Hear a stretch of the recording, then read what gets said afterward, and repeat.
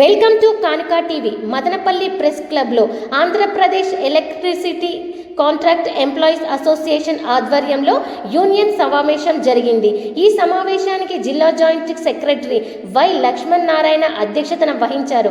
ముఖ్య అతిథిగా రాష్ట్ర వర్కింగ్ ప్రెసిడెంట్ శ్రీ సుధాకర్ మాట్లాడుతూ తెలంగాణలో 2018లో 23,000 లైన్మెన్లను దశల వారీగా పర్మనెంట్ చేశారు. కూటమి నాయకులు పవన్ కళ్యాణ్ గారు, లోకేష్ గారు తెలంగాణ లాగా ఇక్కడ న్యాయం చేస్తామని హామీ ఇచ్చారు అని ఆయన తెలిపారు. కడపలో ఆర్టీపీపీ కేంద్రంగా మిమ్మల్ని అందరినీ రెగ్యులరైజ్ చేస్తానని చెప్పేసి కూడా హామీ ఇవ్వడం జరిగింది. అదేవిధంగా గౌరవ ఉప ముఖ్యమంత్రి వారు కూడా శ్రీ పవన్ కళ్యాణ్ గారు కూడా మనకి జనసేన జనవాణి కార్యక్రమంలో వారిని కూడా కలవడం జరిగింది. మనం ప్రధానంగా ఈ విద్యుత్ సంస్థలో ఎందుకు రెగ్యులరైజేషన్ చేయమని అడుగుతున్నాం.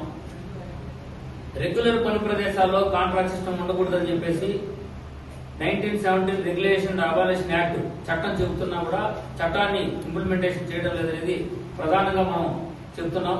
అదేవిధంగా ఈ ఇండస్ట్రియల్ డిస్ట్రిబ్యూట్ యాక్ట్ లో ఉన్నటువంటి ఉద్యోగ భద్రత ఏదైతే విద్యుత్ సంస్థలు ఉందో ఉద్యోగ భద్రత ఈ రోజు కరువైంది. ఎందుకంటే ప్రభుత్వాలు మారినప్పుడల్లా విద్యుత్ కార్మికులందరినీ కూడా తొలగిస్తూ వస్తున్నారు. వారు నైపుణ్యం కలిగి హుదూద్ తుఫాను, తిత్లీ తుఫాను, కరోనా లాంటి కష్ట సమయాల్లో పనిచేసి కూడా ప్రభుత్వాలు మారినప్పుడల్లా బెదిరింపులు గురవుతున్నారు. అవసరం అనుకుంటే అధికారులు కూడా ఎవరైతే ఆ పని ఒత్తిడి తట్టుకోలేనటువంటి కార్మికుల్ని తొలగిస్తామని చెప్తున్నారు.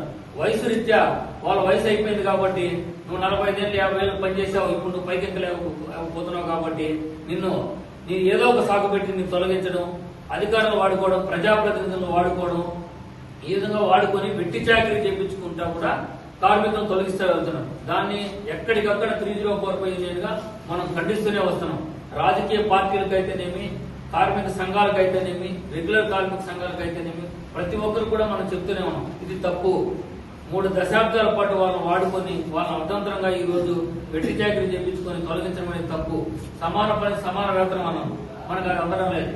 మనం దశాబ్దాలుగా పోరాటాలు చేస్తానే ఉన్నాం. రేపు మొన్న లాస్ట్ గవర్నమెంట్ లో 22 PRC జరిగింది.